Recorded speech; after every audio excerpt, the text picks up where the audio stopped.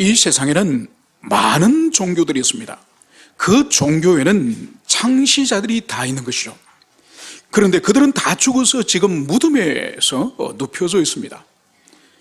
스가모니는 인도에 있고, 그리고 공자는 중국의 무덤에 있고, 마호메트는 사우디아라비아에 그의 무덤이 있습니다.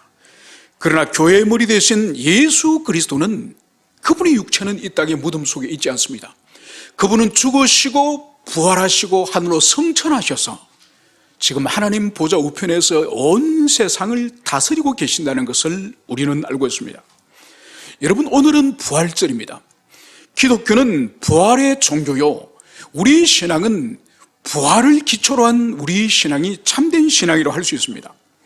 여러분, 그러나 우리가 부활을 말하고 부활을 주장하기 위해서는 반드시 전제되는 것이 있으니 바로 주님이 참으로 죽으셨다고 하는 주님의 죽음을 전제로 하지 않고는 부활을 말할 수 없는 것입니다. 여러분, 그러나 주님의 죽음은 이 세상의 모든 사람이 죽는 죽음과는 전혀 차원이 다른 죽음이라는 것은 우리가 알고 있습니다. 모든 인류의 죽음은 죄의 결과로 우리가 이 땅에서 궁극적으로 죽는 거예요. 그런데 우리 주님은 죄의 결과로 죽는 것이 아닙니다. 오히려 모든 죄인을 대신하고 대표하여서 주님께서 대속적인 죽음을 당하셨다는 것을 성경이 말씀을 하고 있습니다.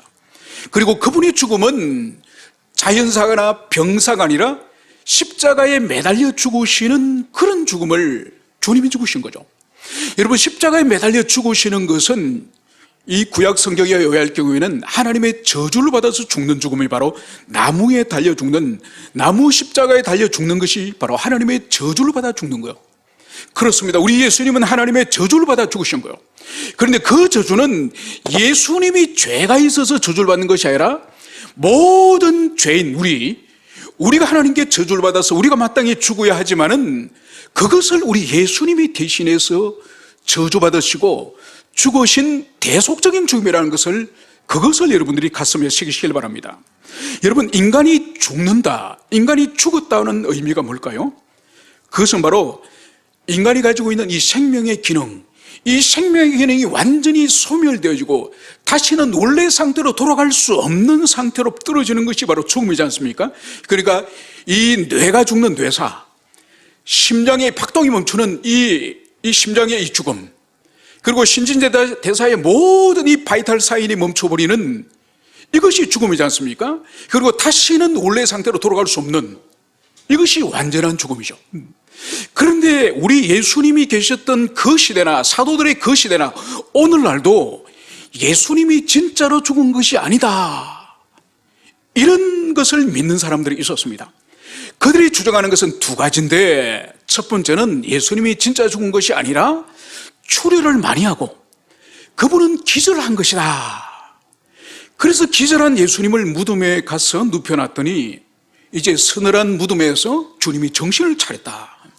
그래서 기절설이 하나가 있고, 두 번째는 주님이 죽기는 확실히 죽었는데 그 후에 제자들이 와서 무덤에 있는 이 시체를 훔쳐서 도둑질하여 가고 나서 예수님이 부활하였다, 무덤을 보라 빈 무덤이지 않는가. 그래서 시체를 훔쳐가고 나서 부활을 거짓된 루머를 퍼뜨렸다. 그래서 이것은 기절설이 아니라 이거 도적설이에요. 여러분, 이것이 주님 시대, 사도들 시대부터 이런 이야기들이 쭉 2000년 동안 주님의 부활을 부정하는 이런 루머들이 있었습니다. 그러나 성경은 분명하게 예수님이 죽었다고 성경은 분명하게 그 증거를 말씀을 하고 있습니다. 먼저 그것을 우리가 살펴보도록 하겠습니다. 요한복음 19장 30절에서는 요한은 이렇게 기술을 하고 있습니다. 예수님께서 신포도주를 파신 후에 이르시되 다 이뤘다. 그러시고 머리를 숙이니 영혼이 떠나가시니라. 여러분, 예수님께서 이 지상의 모든 대속 사역을 다 완성하시고 이제는 그 사역을 끝내시기 때문에 이 십자가 위에서 다 이뤘다, 주님이 이것을 말씀하시고, 그리고는 머리를 숙이고 영혼이 떠나가시니라. 여러분, 우리의 성경에서는 영혼이 떠나간다고 되어 있지만은 이 헬라 원어에는 어떤 의미가 하니까 예수님이 자기 영혼을 떠나버렸다. 예수님 스스로 자기 영혼을 이제는 자기 몸으로부터 떠나 보냈다고 성경이 기록하는 거예요. 이건 뭔가 하니까 예수님의 죽음은, 예수님의 이 생명은 예수님 자신이 통제한다는 거예요. 자기가 살 권리도 있고 죽을 권세도 있기 때문에 이제는 모든 일을 이루셨기 때문에 이제 자신의 영혼을 이제 자기 몸으로부터 분리시켜서 떠나 보냈다고 성경이 말씀하는 거예요. 그리고 나서 그분이 머리를 숙이면서 이제 운명하셨음을 성경이 그것을 기술하고 있는 거죠. 그래서 성경은 명백하게 예수님이 죽으셨음을 첫 번째로 진술하고, 두 번째로는 요한복음 19장 34절에서 이런 말씀을 요한 기술합니다. 그중 한 군인이 창으로 옆구리를 찌르니 곧 피와 물이 나오더라. 여러분, 예수님이 십자가 달려 있을 때에 우리 주님이 운명하시고 나서 이제 로마 병사가 우리 주님이 죽은 것을 확인하기 위해서 뭘 했느냐, 아주 날카로운 이 로마 병사의 창으로 우리 주님의 이 심장에 있는 옆구리를 찌른 거예요.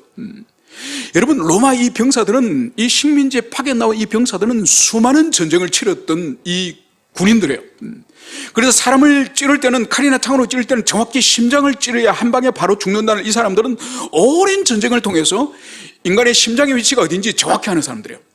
그래서 날카로운 창으로 바로 밑에서 우리 주님의 이 심장을 향해서 찌른 것이죠. 찌르니 그 결과가 뭐인가요? 피와 물이 쏟아지리라. 여러분, 피와 물이 쏟아졌다는 이것을 주목해야 됩니다. 여러분, 지금 살아있는 사람을 향해서 심장에 찌르면은 피와 물이 쏟아질까요? 아니에요. 피만 콸콸 쏟아집니다. 여러분, 요한이 정확히 관찰한 거예요. 우리 주님의 옆구리를 로마 병사가 창으로 찌르니 거기에 피와 함께 물이 나왔다는 거예요. 이것은 뭔가 하니까, 사람이 심장마비로나 사람이 죽으면 이 심장이 이렇게 박동을 하지 않습니까? 이것이 멈춥니다. 멈추면 이 심장 안에 이 피가 있을 거지 않습니까? 이 피가 더 이상 박동을 멈춰버리면 이 피는 이 혈청과 물로 이루어졌지 않습니까? 이것이 혈청이, 붉은 핏덩어리 혈청이 가라앉으면은 아래는 핏덩어리 혈청이 있지만은 위에는 이 물이, 맑은 투명한 물이 있거든요. 이 상태에 이 로마 병사가 창으로 푹 찌른 거예요. 그리고 핏덩어리도 빠져나오고 맑은 액체의 물이 콸콸 쏟아진 거예요. 이걸 옆에 있는 사도 요한이 본 거예요. 그래서 사도 요한이 주님이 옆구리에 창에 찔려 있을 때 현상을 바로 물과 피가 쏟아졌다, 이렇게 기술하는 거죠. 그래서 의학적으로는 혈청과 물이 분리된 상태, 즉 심장이 멈춘 지가 상당한 시간이 됐음을, 그것을 보여주는 거죠. 그래서 주님은 생물학적으로나 의학적으로는 완전히 죽음의 상태에 빠진 것임을 성경 자체가 그것을 기술하고 있다는 것을 여러분들이 그것을 기억을 하시길 바랍니다.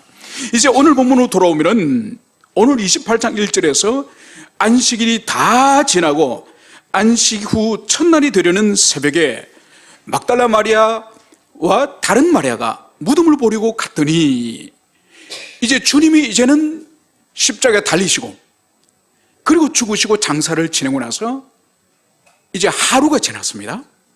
이제 하루가 지나고 그 다음 새벽, 그러니까 주님은 금요일날 저녁 무렵에 이제 장사 지내고, 오늘로 치면 토요일 한 날을 온전히 무덤 안에서 안식을 누리죠, 그죠? 온전히 토요일날 안식을 누리시고, 그리고 오늘 같은 주일날, 오늘 같은 이 주일 새벽에 이제 지금 이 마리아와 여인들이 지금 우리 주님 무덤에 지금 간 것을 여기서 볼 수 있습니다. 그런데 오늘 성경은 첫날이 되려는 새벽에 이 무덤을 찾아갔음을 여기서 보여주고 있습니다.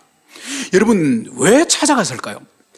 오늘 마태복음에서는 이유를 말하고 있지 않지만 마가복음과 누가복음에서는 주님의 몸에 향품을 바르기 위하여서, 바로 시신의 향품을 바르는 관습이 이 유대인들이 있었거든요. 그래서 니고데모와 아리마대 요셉도 몰약과 이 유향을 100건씩이나 그걸 주님의 몸에 바르지 않았습니까?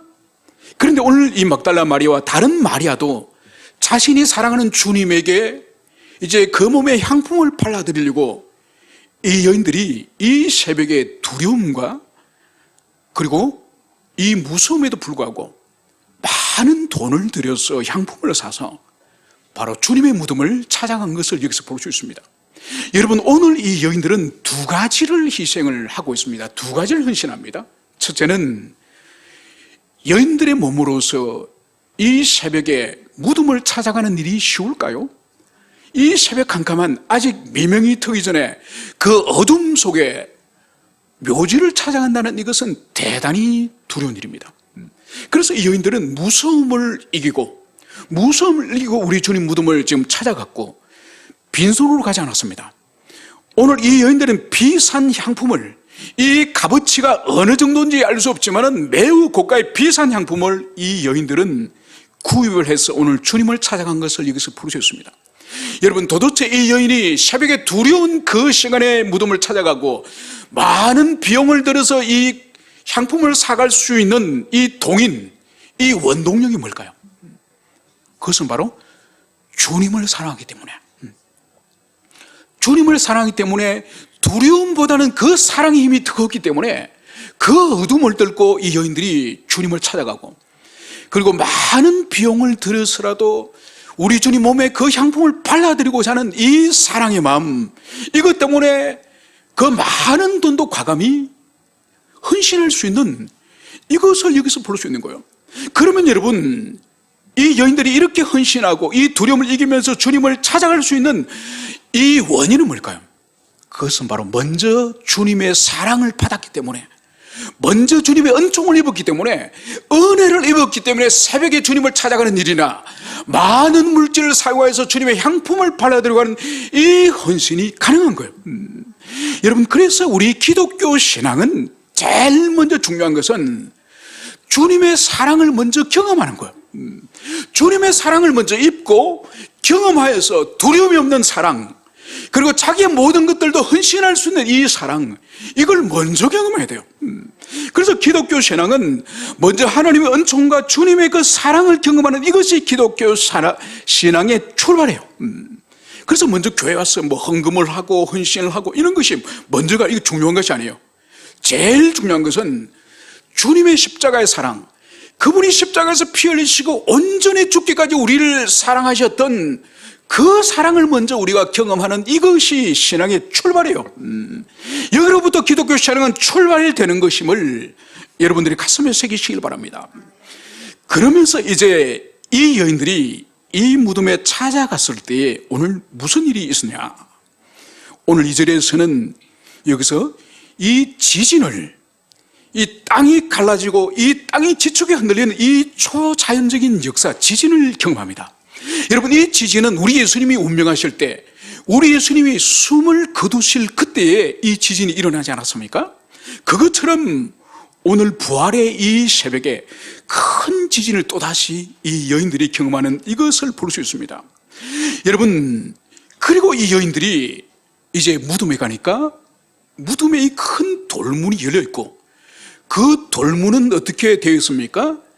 이제 밧줄로 서로 연결해가지고 거기에 총독의 봉인을 했죠, 그죠? 총독의 봉인을 해가지고 누구도 이 무덤을 손대지 못하도록 봉인했습니다만, 이 큰 돌이 옮겨져 있고 이 총독의 봉인이 회파되어 있고, 그리고 그 돌 위에 하나님의 천사가 앉아 있는 거예요. 천사가 이 로마 이 총독의 봉인 위에 앉아 있는 거예요. 그리고 이 무덤을 지키던 병사들의 올 모습을 오늘 성경은 어떻게 기록을 하고 있습니까? 그를 무서워하여 떨며 죽은 사람과 같이 되었다. 여러분, 로마의 용사들입니다. 이들은 전 세계 어느 전쟁에 가더라도 져본 적이 없는 승리의 그런 화신이라 할 수 있는 이 로마의 병사들이 오늘 이들의 모습이 어떻게 되었다고요? 무서워서 떨며 죽은 자처럼 되었다.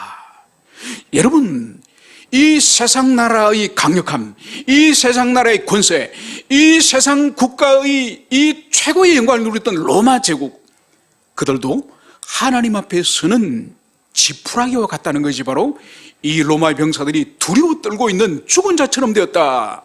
이것을 오늘 기록하고 있는 것을 볼 수 있습니다. 그러면서 천사가 이제 여인들에게 이제 말을 합니다. 바로 그 말씀이 뭔가요? 그가 여기 계시지 않고 그가 말씀하신 대로 살아나시느니라. 바로 여인들의 무덤에서 예수님을 찾으니 바로 천사는 주님은 여기 계시지 않는다. 그는 살아나셨다. 살아나시고 어떻게 살아나시냐? 바로 그가 말씀하신 대로 살아나셨다. 여러분, 주님의 부활은 주님이 살아계실 때 반복적으로 제자들에게 말씀하신 거예요. 어느 날 갑자기 주님이 부활하신 것이 아니라 주님께서는 마태복음 16장 이 가이사랴 빌립보에서 최초로 말씀하셨죠. 너희들은 내가 누구를 하느냐. 그러면서 주님께서 이제 내가 예루살렘에 올라가면은 이제 제사장과 장로들에게 서기관들에게 고난을 당하고 3일 만에 살아날 것이다. 처음으로 주님께서 말씀하셨습니다. 그 후로 주님께서는 제자들에게 틈틈이 계속적으로 내가 고난당하고 내가 3일 만에 살아날 것이다. 마지막에는 내가 십자가에 죽고 3일 만에 살아날 것이다. 그런데 제자들은 그걸 믿지 않았습니다. 그 말씀을 깨닫지도 못했습니다. 그래서 오늘 천사는 예수님이 살아나신 것은 우발적으로 갑자기 살아나는 것이 아니라 당신께서 이 땅에 계실 때에 제자들이 가르치실 때 그때 미리 살아날 것임을 말씀하신 대로 당신의 말씀대로 당신이 지금 살아난 것입니다. 이것을 지금 천사들이 말하고 있음을 볼 수 있습니다. 그러면서 이제 이 여인들에게 이제 무엇을 할 것인지 오늘 이 천사는 전달할 말을 이제 알려줍니다. 바로 제자들이 가서 이르되 그가 죽은 자 가운데서 살아나셨고 너희보다 먼저 갈릴리로 가시나니 거기서 너희가 배우리라. 오늘 이제 이 여인들은 즉시 지금 제자들에게 달려가라는 겁니다. 제자들에게 달려가서 무엇을 말하느냐? 주님은 죽은 자 가운데서 살아나셨습니다. 주님은 무덤에 지금 계시지 않습니다. 그분은 부활하셨습니다. 이것을 먼저 제자들에게 알리고 그러고 나서 제자들 당신들보다 먼저 예수님은 갈릴리로 가십니다. 여기서 여러분들을 만나시는 것이 아니라 제자들 처음 만나고 제자들과 처음 사역을 함께 동력하였던 제자들을 부르시고 훈련시키시고 교육시켰던 갈릴리에서 다시 만나고자 합니다. 이것을 천사들이 이제 여인들에게 이 말씀을 주면서 가서 제자들에게 그것을 알리라. 이 말씀을 천사들이 하는 것을 볼 수 있습니다.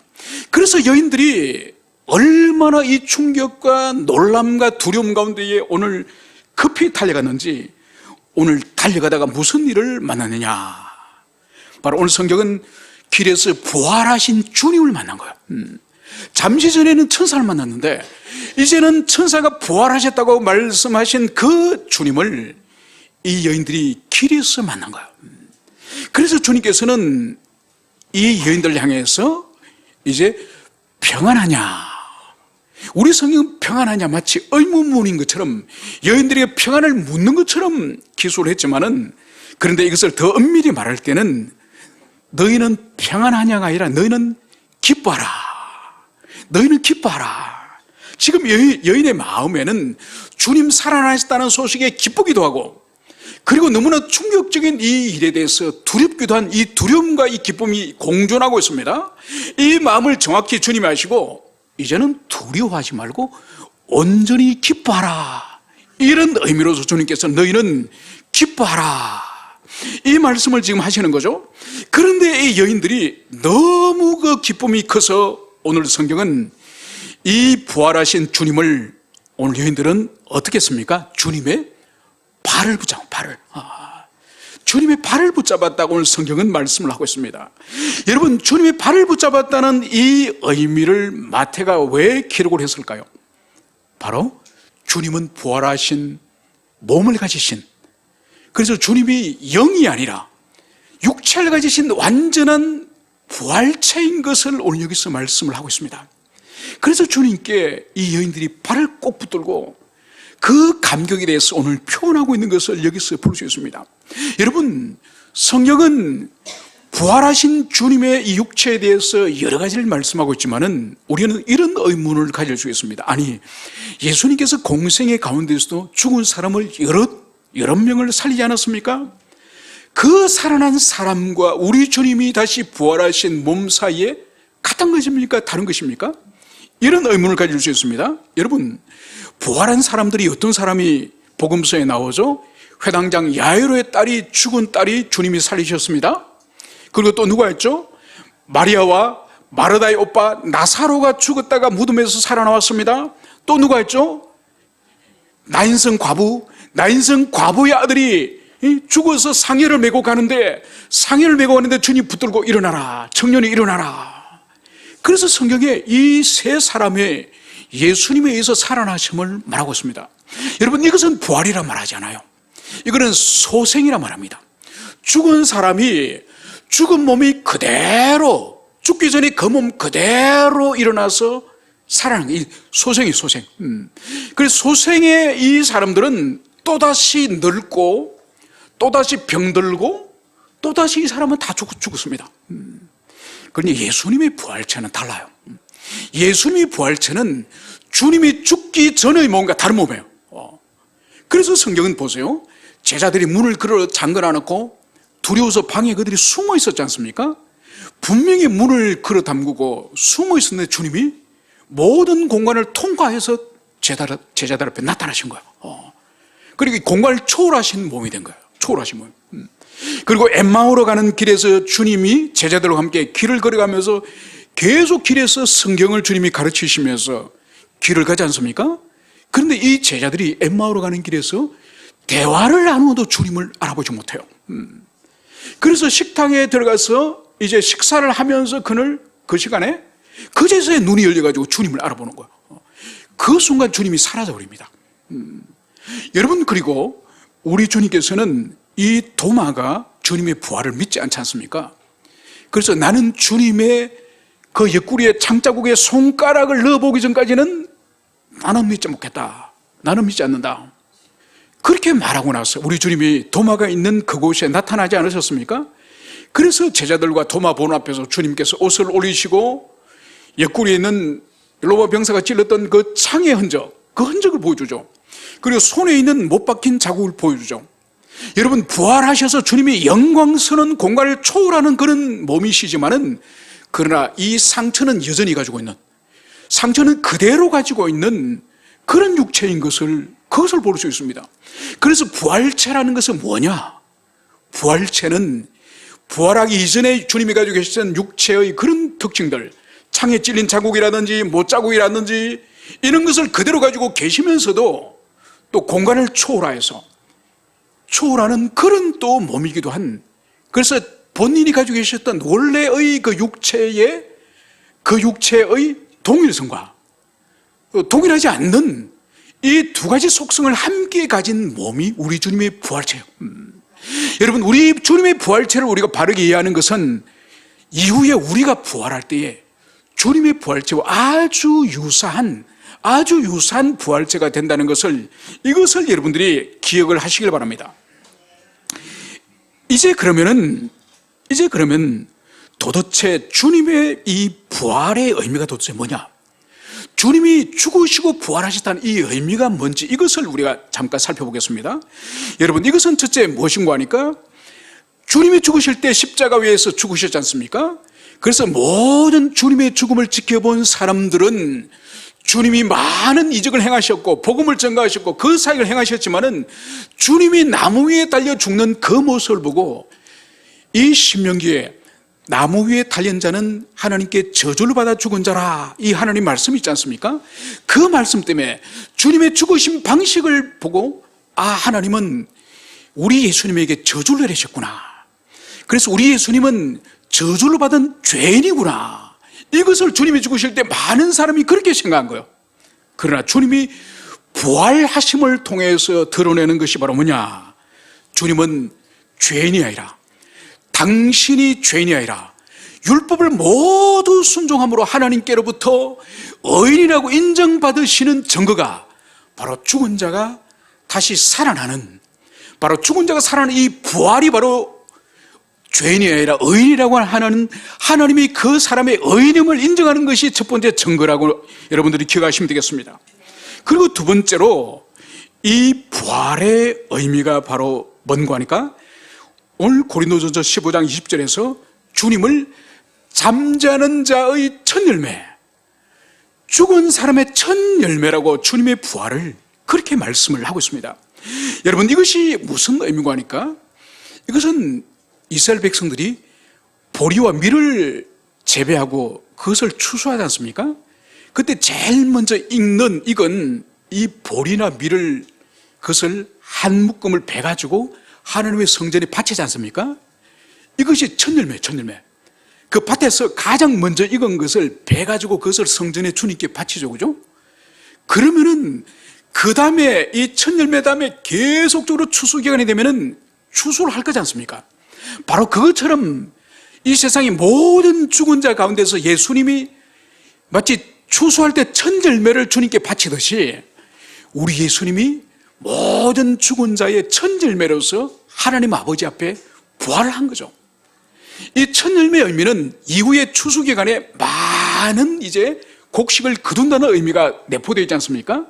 그래서 주님이 부활의 첫 열매, 이 죽음으로부터 일어난 첫 열매라고 한다면은 주님에게 연합되어 있는 모든 그리스도 안에 있는 이 인생들이 죽음 이후에 다시 부활할 것을 약속하는 것이 바로 우리 주님의 부활인 것을 여기서 볼 수가 있습니다.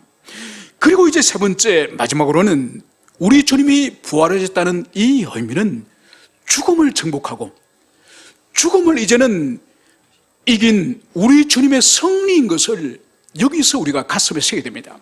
여러분, 히브리서 말씀에는 아담 이후에 타락한 모든 인생들이 죽음을 두려워해서 죽음의 포로로 잡혀있어 우리가 죽음에 굴복한다고 성경이 말씀하고 있습니다. 그러나 우리 예수님이 죽음을 이기고 부활하심으로 말미암아서 그리스도 안에 있는 모든 사람들이 이제는 죽음을 두려워하지 않는 거예요. 그래서 모든 그리스도 안에 있는 참된 신자들은 이제 부활의 신앙을 가지고 부활의 정신을 가지고 이 세상을 살아가는 이것이 바로 주님이 주시는 이 부활의 의미인 것을 여기서 볼 수 있습니다. 여러분, 주님이 부활하셨다는 증거는 몇 가지를 들을 수 있습니다. 바로 첫 번째는 사도들의 삶과 사도들의 죽음을 우리가 볼 수 있습니다. 여러분, 예수님이 겟세마네에서 붙잡힐 때 사도들이 다 어떻게 했습니까? 모든 사도들이 다 도망을 갔습니다. 왜 도망갔을까요? 자신도 주님처럼 붙들리면은 죽음을 당하거나 해를 당할 것을 두려워해서 다 도망을 다 간 거죠. 여러분, 그러나 이 사도들의 마지막 삶과 마지막 그들의 죽음이 뭐죠? 모두 다 순교를 당했습니다. 여러분, 주님과 함께 붙잡히면 죽는다는 것이 두려워서 도망치던 사람들이 어떻게 순교자가 됐을까요? 이것은 반드시 주님이 부활하셨음을 그들이 직접 목격했기 때문에 그 겁많은 사람들이 기꺼이 십자가에 매달리고 목이 뱀을 당하고 그렇게 죽음을 당하는 것을 스스로 선택할 수 있었던 것은 진실로 주님이 부활하셨기 때문에 제자들이 그 부활을 보았기 때문에 그렇게 그들의 순교의 길을 걸어갔음을, 이것이 첫 번째 증거요. 두 번째로는 바울의 증거를 우리가 들을 수 있습니다. 여러분, 사도 바울은 사도행전에 보면은 이 그리스도인들과 교회를 박해하는 데 있어서 최고의 악당이었습니다. 최고의 악당. 그럼 오늘날 친다면은 예수 그리스도를 믿는 사람들을 박해하기를 마치 경찰총장이나 검찰총장에 대해서 이 사람들을 수색하고 잡아넣는 이 일을 초대교회 때 이 사도 바울이 최고의 악명이 높은 사람이었어요. 그런데 이 사람이 그리스도인들을 체포하러 다메섹, 오늘날로 치면은 시리아 다마스쿠스, 여기로 출장 가다가 그 다메섹 앞에서 부활하신 우리 예수님을 만나지 않습니까? 그래서 이 바울이 완전히 박해자에서 교회를 세우고 복음을 전파하는 선교사가 되어버렸지 않습니까? 이 바울이 절대로 이 선교사가 될 수 없는 사람이에요. 그래서 이 바울이 사도행전에 자신이 예수님을 다메섹 가는 길에서 만났다고 세 번씩이나 이 사도행전에서 강조를 하는 거예요. 절대로 이 바울은 주님을 만나지 않고는, 주님을 생애적으로 경험하지 않고는 절대로 이 바울은 그리스도의 사람이 될 수 없는 그런 사람이죠. 세 번째로는 초대교회 참된 그리스도인들의 이 부활의 신앙이 우리 주님의 부활의 진정성을 보여주고 있습니다. 여러분, 우리가 알다시피 초대교회 때는 많은 순교자들이 있었습니다. 사도들이나 예수님의 제자들만 순교한 것이 아니라 평범한 많은 성도들도 기꺼이 십자가에 달려서 죽고, 기꺼이 짐승의 밥이 되고, 기꺼이 강물의 차가운 얼음 속에 빠져서 저체온적으로 죽어가고, 얼마나 초대교회 순교의 열풍이 일어나는지 모릅니다. 여러분, 그것을 할 수 있는 궁극적인 원인이 뭘까요? 부활을 진실로 그들이 믿었고, 부활이 진실로 일어났기 때문에, 그것을 눈으로 그들이 부활하신 주님을 봤기 때문에 그들의 생명을 조금도 두려워하지 않고 오히려 배교를 두려워하면서 주님이 우리를 얼마나 사랑하시는지 그것을 알기 때문에 자기 생명을 과감히 던질 수 있는 것이요. 이제 말씀을 정리하면서 오늘 이 고린도전서 15장의 말씀을 잠깐 살펴보고 말씀을 정리하고자 합니다. 오늘 15장 16절, 17절은 18절은 이렇게 말씀을 하고 있습니다. 만일 죽은 자가 다시 살아나는 일이 없으면 그리스도도 다시 살아나는 일이 없을 터요. 여러분, 부활이 없다고 한다면 우리 예수님도 죽음으로부터 살아날 수 없다, 부활도 없다, 이것을 여기서 바울은 말하고 있는 것이죠. 그래서 그리스도께서 다시 살아나신 일이 없으면 너희의 믿음도 헛되고 너희가 여전히 죄 가운데 있을 것이요. 바로 우리 예수님이 죽음으로부터 부활하는 일이 없으면 우리의 믿음도 헛되고 우리가 여전히 죄 가운데 있다고 하는 것은 너희의 구원도 없다. 여러분, 우리 예수님이 부활하지 않았으면 우리는 구원을 이룰 수가 없어요. 우리 모든 신앙, 우리의 믿음은 헛된 것임을 오늘 바울은 그것을 말씀을 하고 있습니다. 그리고 19절에서는 만일 그리스도 안에서 우리가 바라는 것이 다만 이 세상의 삶뿐이면 모든 사람 가운데 더욱 불쌍한 자니라. 여러분, 바울은 뭘 지금 말씀하고 있죠? 만약 우리 생애가 이 세상, 이 현세의 삶이 이 세상의 전부라고 한다면 이 세상에서 가장 불쌍한 사람이 그리스도인이다. 여러분, 이것은 뭘 말하는가? 우리가 죽고 난 이후에 다시 부활이 있고, 여러분, 부활은 무엇을 위해서 존재합니까? 영생으로 들어가기 위한 준비예요. 여러분, 부활은 부활 자체가 목적이 아니에요. 부활하여서 그 영광스러운 부활체를 가지고 어디로 들어가나요? 천국으로 들어가서 영생하기 위해서 우리 부활체를 주님이 주신 거예요. 그래서 부활이 없다고 한다면 이 세상에서 예수 믿는 너희들이 가장 불쌍한 사람이다. 바울은 이것을 말씀을 하고 있는 거죠. 그래서 그러나 이제 그리스도께서 죽은 자 가운데서 다시 살아나사 잠자는 자들의 첫 열매가 되어두다. 바로 주님이 무덤에서 일어나심으로 말미암아서 모든 인류 가운데 부활하신 첫 번째 열매가 예수 그리스도고, 이제 예수 그리스도를 믿는 모든 사람들은 예수님이 부활하신 것처럼 이제 뒤따라서 모두가 부활할 것이다. 이 말씀을 여기서 하는 거죠. 그러면서 보십시오. 사망이 한 사람으로 말미암았으니 죽은 자의 부활도 한 사람으로 말미암도다. 아담 안에서 모든 사람이 죽음같이 그리스도 안에서 모든 사람이 삶을 얻으리라. 여러분, 오늘 여기서 죄와 오늘 구원에 대해서 분명하게 말씀하고 있습니다.